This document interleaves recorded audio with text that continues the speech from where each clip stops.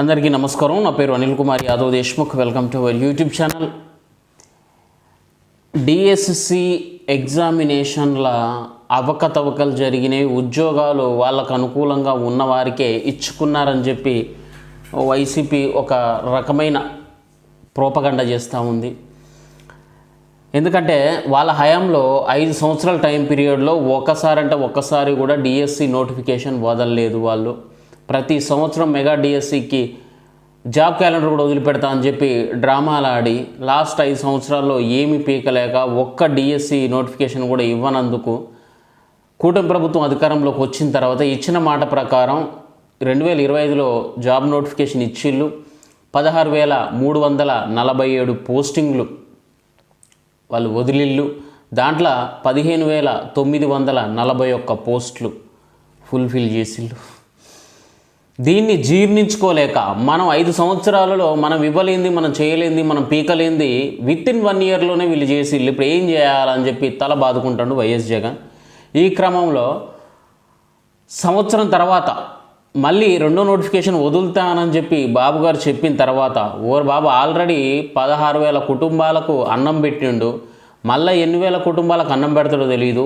అది చూసి మళ్ళీ ఇంకెన్ని వేల కుటుంబాలు ముందుకు వస్తాయో తెలియదు. ఇట్లుంటే 5 సంవత్సరాలలో మనకున్న 11 సీట్లు కూడా నెక్స్ట్ ఎలక్షన్కి రావేమో అన్న భయంతో ఏం చేయాలనో అర్థం కాక పోయిన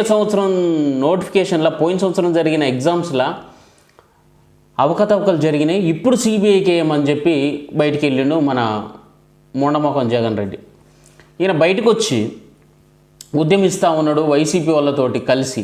ఇందులో ఏ ఒక్క విద్యా సంఘాలు కానీ, విద్యార్థి సంఘాలు కానీ, అధ్యాపకులు కానీ, నిరుద్యోగులు కానీ ఎవ్వరు కూడా వీళ్ళకు ఎటువంటి సహకారం అందించలేదు. కానీ మొట్టమొదటిసారిగా ఒక లేడీ బయటకు వచ్చిందయ్యా. ఈ కూటమి ప్రభుత్వంలో డిఎస్సి ఎగ్జామినేషన్లో ఒక మిస్టేక్ జరిగింది, నాకు అన్యాయం జరిగింది, ఇందులో పోస్టింగ్లు అమ్ముకోబడ్డాయి అని చెప్పి ఒక ఆవిడ బయటకు వచ్చింది. ఈవిడ్ని ఇప్పుడు వైసీపీ మీడియా వైఎస్ జగన్ ఏమైనా హైలైట్ చేస్తూ ఉన్నారు. అదే అంటారు చూసినా, యథా రాజా తదా ప్రభ తదా ప్రజ. ఇప్పుడు మాట్లాడతారు చూడిగా, సేమ్ మన జగనన్న మాట్లాడినట్టే ఉంటుంది ఇంచుమించు. చూడండి, చెప్పమ్మా. నా పేరు రాధిక, మాది ఒంగోలు మండలం. పేరు రాధిక ఎక్కడో ఇన్నబ్బా, డీజే టీవీలో రాధికే కదా. ఆ రాధిక కాదు ఈ రాధిక, కానీ పేరు ఇన్నా ఆడ. ఓకే, నేను ఏపీ మెగా డిఎస్సిలో జాబ్ ఇప్పిస్తారని నన్ను మోసం చేయడం జరిగింది. జాబ్ ఇప్పిస్తానని మోసం చేయడం ఏందమ్మా? నేను ఎగ్జామినేషన్ కరెక్ట్గా రాసినా, నాకు పర్సంటేజ్ మంచిగా వచ్చింది, మార్కులు కూడా కరెక్ట్గా వచ్చినాయి. కానీ నాకంటే ఒక మార్కు తక్కువ వచ్చిన వాళ్ళకి జాబ్ ఇచ్చిళ్ళు. బట్ నాకెందుకు ఇవ్వట్లా? నేను క్వాలిఫై అయినా కదా, అన్ని అర్హతలు ఉన్న నాకు ఇవ్వట్లేరు. నాకంటే తక్కువ వచ్చిన వాళ్ళు జాబ్ కొనుక్కున్నారు, నాకు నష్టం జరిగిందని చెప్పి కదా అనాల్సిందేమా? ఏంటి రామకృష్ణ చెప్పలేదు స్క్రిప్ట్? ఏం స్క్రిప్ట్ ఇచ్చిర్రు ఈ అమ్మాయికి? అసలు ఇది కాదు కదా స్క్రిప్ట్. అసలు నాకు ఎగ్జామినేషన్లో నాకు వచ్చిన మార్కుల కంటే నాకంటే తక్కువ వచ్చిన పర్సన్కి డబ్బులు తీసుకొని ఉద్యోగం ఇచ్చిల్లని చెప్పాలా? అది కదా చెప్పాల్సింది, అది కదా పాయింట్ ఇక్కడ మాట్లాడాల్సింది. ఓకే, వాళ్ళ పేరు మేడికొండ నాగజ్యోతి, అద్దంకి మండలం, శంకరాపురం గ్రామం. ఇంకొక పర్సన్ వచ్చి వాళ్ళ నాన్న ఫ్రెండ్ కొడుకని పరిచయం చేసింది. అతను సైబర్ సెక్యూరిటీలో పోలీస్ ఆఫీసర్ గా చేసి వాళ్ళ ఫాదర్ హెల్త్ బాగాలేకపోతే. ఎవరట? నాగలక్ష్మి? ఎవరు అమ్మాయి పేరు? ఏం పేరు అన్నదిరా? నాగజ్యోతి. ఓకే, నాగజ్యోతి. ఈయన పేరు అద్దంకి, సారీ ఈయన పేరు భాను. ఇది ఒక్క నిమిషం, మళ్ళీ వెనక్కి పోదాం ఆగండి. ఇక్కడ క్యారెక్టర్లు ముఖ్యం. సైబర్ సెక్యూరిటీలో పోలీస్ ఆఫీసర్ గా చేసి వాళ్ళ ఫాదర్ హెల్త్ బాగాలేకపోతే వ్యాపారం చూసుకోవడానికి రిటర్న్ వచ్చాడు. తనకి చాలా సర్కిల్ ఉంది. నాకు కూడా ఏపీ టూరిజం లో జాబ్ ఇప్పించాడు, మీకు ఇప్పిస్తాడు. ఓసీ క్యాండిడేట్ అట్లా కాదురా.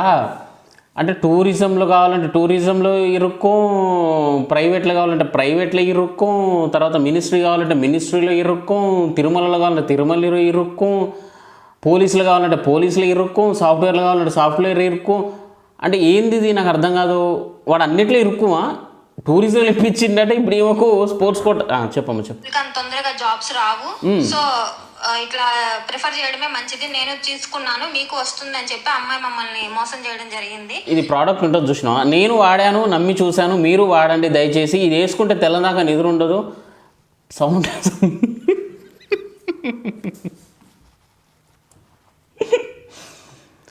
ప్రోడక్ట్ సీలింగ్ అసలు ఏం చేస్తారబ్బా మీరు? నాకు అర్థం కావట్లేదు. సారీ, మీ మాటలు చూస్తే కరెంటు కూడా సహకరిస్తలే. గొర్రెపిట్టలు చాలా తెలివిగా ఆ అమ్మాయి వాళ్ళ నాన్న ఫ్రెండ్ కొడుకు అని చెప్పి వాళ్ళ నాన్న ఫ్రెండ్ కొడుకు అకౌంట్ లో డబ్బులు వేయించింది.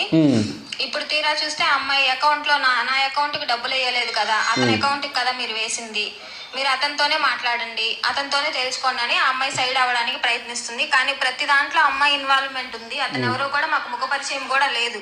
ఇప్పుడు పాయింటే కదా, అమ్మాయి ఎవరి అకౌంట్లో వేసిల్లో వాళ్ళని అడుక్కోండి, నన్ను ఎందుకు అడుగుతారని చెప్పి అనింది. ఆమె అకౌంట్లో వేయలేదు కాబట్టి సరే అది పక్కన పెట్టు. ప్రతి దాంట్లో ఇన్వాల్వ్మెంట్ ఉంది, మాకు ఆ అబ్బాయితో సంబంధం లేదు, ఆ అబ్బాయి ముఖ పరిచయం లేదు, మొత్తం ఈ అమ్మాయిదే అని చెప్పు. అతనిది విజయవాడ కానూరు అడపా భానుప్రకాష్ అతని పేరు.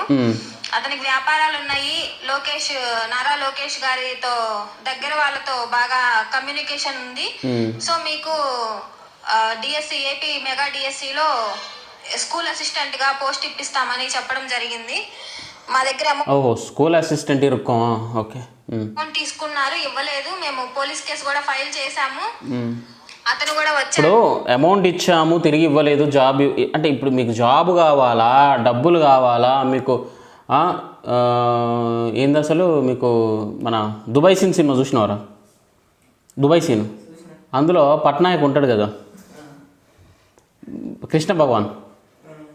మీకు ఏం జాబ్ కావాలా? మీకు పెట్రోల్ బంకులు కావాలన్నా, జీపీలు కావాలన్నా, ఓపీలు కావాలన్నా, జేపీలు కావాలన్నా, మీకు ఎందులో జాబ్ కావాలని అడిగితే ఎందులోనైనా జాబ్ ఉంటుందండి. ఎందులోనైనా ఉంటుంది రా జాబు.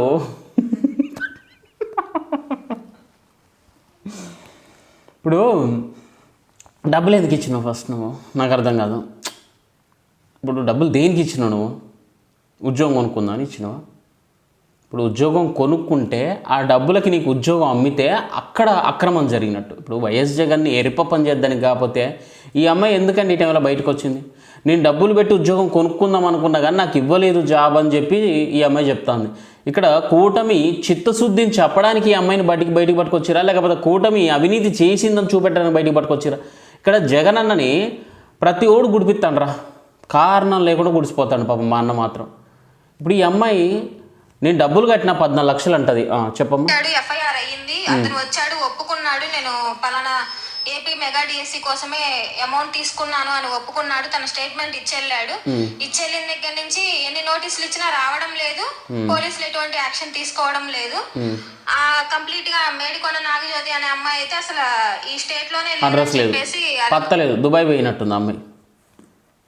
దుబాయ్ పోయింది. దుబాయ్ రీజన్ చెప్పి ఏం చేయాలని రివర్స్ లో మమ్మల్ని క్వశ్చన్ చేస్తున్నారు పోలీస్ వాళ్ళు. కాదమ్మా, ఇప్పుడు పోలీసుకి చెప్పించినవా, లాయర్కి చెప్పించినవా, లేకపోతే జడ్జికి చెప్పించినవా? ఎవరికి చెప్పించినావు డబ్బులు?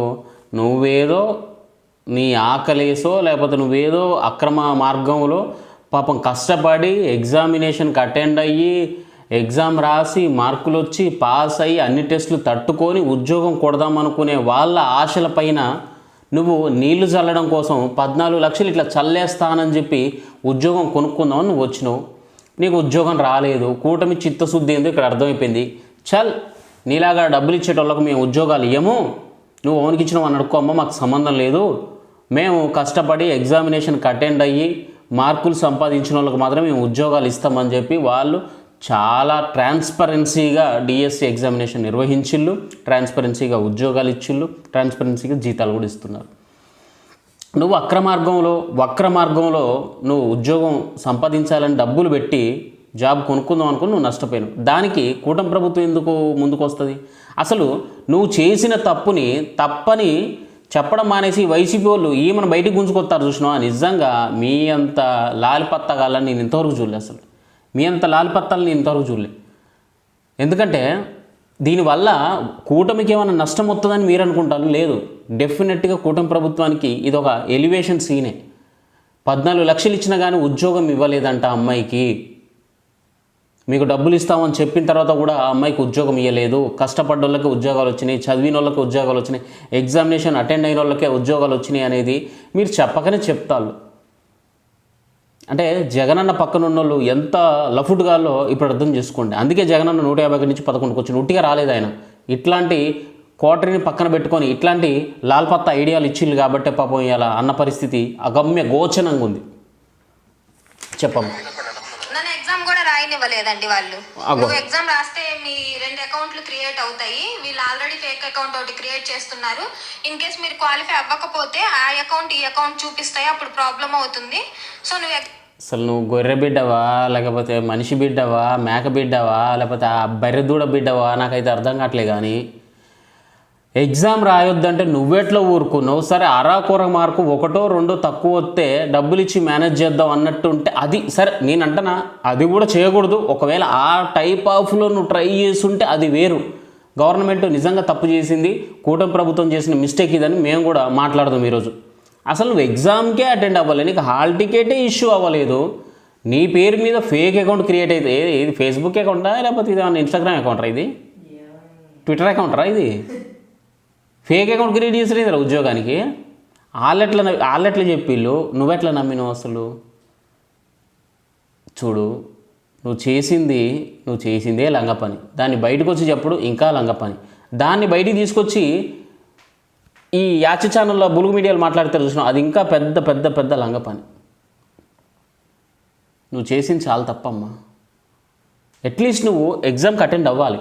సరే 1 మార్కో లేకపోతే 1/2 మార్కో లేకపోతే ఎంత 1-2 మార్కులు పోయినాయి, తక్కువ వస్తానే నాకు క్వాలిఫై అవ్వడానికి అనుకుంటే అది వేరు.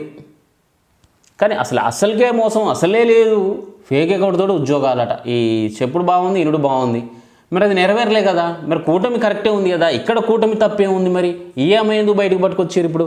పాప ఈ అమ్మాయిని అనవసరంగా బ్లేమ్ చేద్దానికి ఆ ముఖం చూడండి ఎట్లుందో, ఆ ముఖం చూడండి ఎట్లుందో, యాజ్ ఇట్ ఈజ్ ఉంది పాపం. ఓసీ కాబట్టి ఈ రీజన్ చెప్పి నేను నీకు పుట్టబోయే పిల్లల భవిష్యత్తు బాగుంటుంది ఇలాంటి వర్డ్స్ చెప్పి మమ్మల్ని మోటివేట్ చేశారు. పిల్లల భవిష్యత్తు బాగుండడం ఏంటిరా? ఫేక్ అకౌంట్ క్రియేట్ చేస్తే పిల్లల భవిష్యత్తు ఎందుకు బాగుంటుందిరా? ఇప్పుడు నాకు కూడా 2-3 ఫేక్ అకౌంట్లు ఉంటాయి ఫేస్బుక్లో, నేను కూడా ఒక 2-3 ఇన్స్టాగ్రామ్ అకౌంట్లు మెయింటైన్ చేస్తాను ఫేక్ అకౌంట్లు.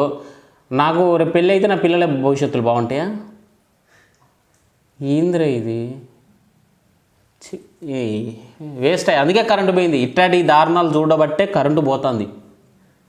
అర్థమవుతుందా? ఇంతకంటే ఎక్కువ మాట్లాడినా బాగుండదు.